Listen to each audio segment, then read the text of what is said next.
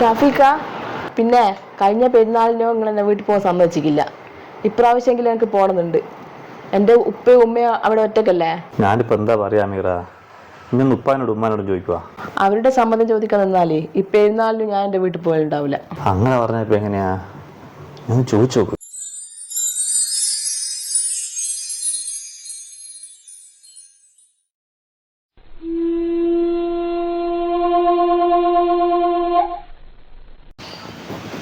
ഉപ്പ,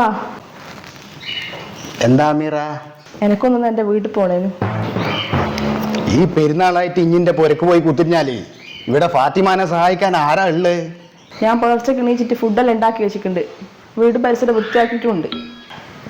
പണി കഴിഞ്ഞുകൊണ്ട് മാത്രമായ മോളെ, ഓരോ തറവാടിനും അതിൻ്റെതായ രീതികളില്ലേ? ഇതിപ്പോ ഞാൻ സമ്മതിച്ചാൽ തന്നെ ഫാത്തിമ സമ്മതിക്കൂന്ന് തോന്നുന്നുണ്ട് എനിക്ക്. ഇനി ഒന്ന് ചോദിച്ചു നോക്ക്.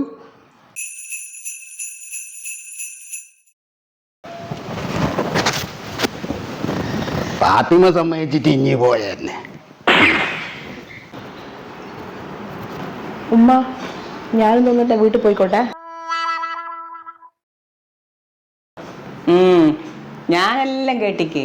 ഇന്നോട് ഞാൻ 100 പ്രാവശ്യം പറഞ്ഞിക്ക് ഈ വിശേഷപ്പെട്ട ദിവസമൊന്നും നീ വീട്ടിൽ പോകണമെന്ന് പറയാറുണ്ട്.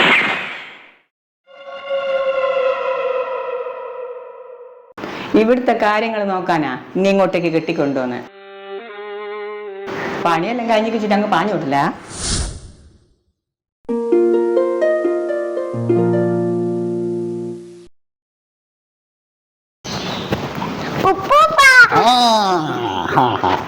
ഉമ്മടുത്ത് ഉമ്മാത്തിന്റെ പോനെ ഇരിക്കുമോ?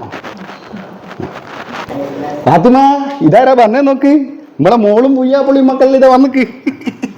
എന്താ അൻവറെ, ഞാൻ ഇന്നലെ വരണമെന്ന് പറഞ്ഞല്ലേ? എത്തിയാ ഇനി ഇങ്ങനെ കുന്തം പോലെ നോക്കിക്കണ്ട് ഒരിക്കത്ര ചായ വെച്ചാട്ടെ. മോളെ വാ. എന്താ മക്കളെ,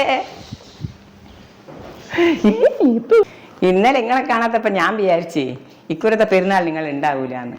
അൻവറിന്റെ ഉമ്മ സമ്മതിച്ചിട്ടുണ്ടാവൂലെന്ന്. അതല്ല പണ്ടത്തെ സിസ്റ്റം അല്ലേ ഉമ്മ.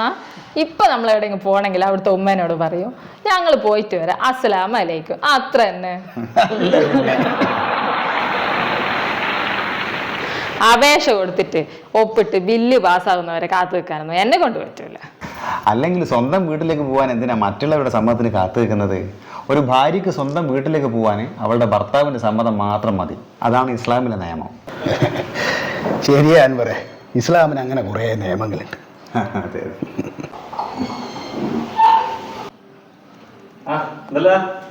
അമീറ, പെരുന്നാളായിട്ട് എന്താ നീ വീട്ടിൽ പോയിട്ടില്ലേ?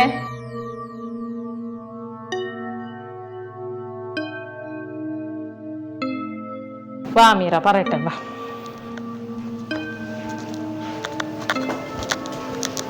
എന്താ അമീറ നീ നിന്റെ വീട്ടിൽ പോവാഞ്ഞേ? നിന്റെ ഉപ്പയും ഉമ്മയുടെ ഒറ്റക്കല്ലേ ഉള്ളൂ? അത് ഇവിടുത്തെ ഉപ്പയും ഉമ്മയും പോവാൻ സമ്മതിച്ചില്ല. അമീറ, നീ വെല്ലുപ്പാന്റെ മതം വിട്ടിട്ട് പ്രവാചകന്റെ മതം അനുസരിച്ച് ജീവിക്കാൻ നോക്ക്. നമുക്ക് നമ്മളെ വീട്ടിൽ പോകാൻ പറ്റിയ സാഹചര്യമാണെങ്കിൽ പോവുക തന്നെ വേണം. അതിനുള്ള അവകാശം നമുക്കുണ്ടെന്ന് തോന്നിപ്പിക്കും വിധത്തിലായിരിക്കണം കല്യാണം കഴിഞ്ഞ പെൺകുട്ടികൾ ആദ്യമേ തന്നെ ഭർത്തൃ വീട്ടുകാരോട് പെരുമാറേണ്ടത്. നല്ല മരുമകള് ചമഞ്ഞ് അനുവാദമൊക്കെ ചോദിക്കാൻ നിന്നാൽ അതിനെ നേരെ ഉണ്ടാവുള്ളൂ. അത് മാത്രല്ല, അവസാനം കുറ്റം മാത്രമേ ബാക്കി ഉണ്ടാവുള്ളൂ. അതുകൊണ്ട് വേഗം വീട്ടിൽ പോ, റെഡിയാവ്. ഇതെന്താ ആരും പെരുന്നാൾ ഡ്രസ്സ് ഇടാത്തത്? ചൂടല്ലേ, വീട്ടിൽ നിന്ന് ഇങ്ങനെ ഇടണ്ടാന്ന് വെച്ചിട്ടാ. പുറത്തു പോവല്ലോ, പോടാലോ. ശരി. ഉപ്പ, അമീറ അവളെ വീട്ടിൽ പോവാവല്ലോ.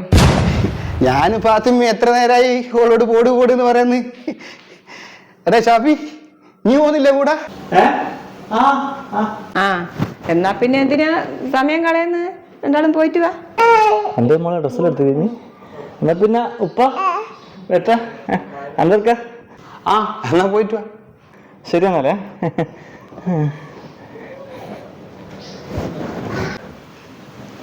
അൻവറെ പറയുന്നുണ്ടൊന്നും വിചാരിക്കരുത്. സംഭവം എൻ്റെ മോൻ്റെ ഓള് തന്നെയാ. പക്ഷെ അനുസരണം എന്ന് പറഞ്ഞ സാധനം ഒക്കില്ല. ഞാൻ ഇന്നലെ പറയുന്നത് പോട് പോട് എന്ന്. സ്വന്തം വീട്ടിലേക്കല്ലേ അല്ലേ ഫാത്തിമ? അത് തന്നെ അൻവറെ, ഓളെ ഇപ്പം ചവിട്ടി പറഞ്ഞേക്കുവാൻ പറ്റുവാ?